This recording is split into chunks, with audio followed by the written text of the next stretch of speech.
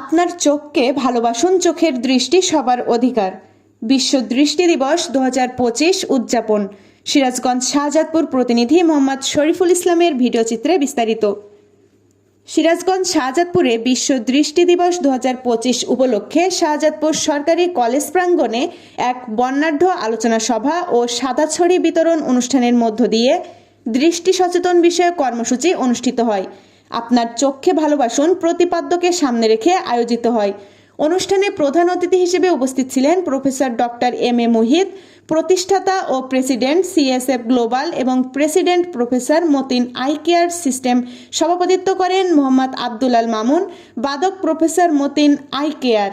বিশেষ অতিথি হিসেবে উপস্থিত ছিলেন মোহাম্মদ কামরুজ্জামান, উপজেলা নির্বাহী অফিসার শাহজাদপুর, ডক্টর মোহাম্মদ মাসুদ রানা, উপজেলা স্বাস্থ্য ও পরিবার পরিকল্পনা কর্মকর্তা, মোহাম্মদ মকবুল হোসেন, উপজেলা সমাজসেবা কর্মকর্তা এবং Mohammad Aslam Ali, PPM officer in charge, Shahjadpur থানা।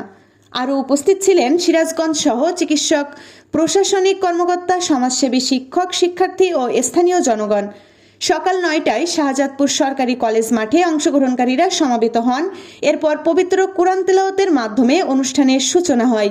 জাতীয় সঙ্গীত পরিবেশন করেন সিএসএফ গ্লোবাল টিম, যা অনুষ্ঠানে এক উজ্জ্বল ও অনুপ্রেরণামূলক পরিবেশ সৃষ্টি করে। এরপর এক মনোমুগ্ধকর সাংস্কৃতিক অনুষ্ঠান পরিবেশিত হয়, যেখানে বিভিন্ন প্রতিবন্ধী শিশু, কিশোর ও বিশেষায়িত স্কুল শিশু স্বর্গ এর শিক্ষার্থীরা অংশ নেয়।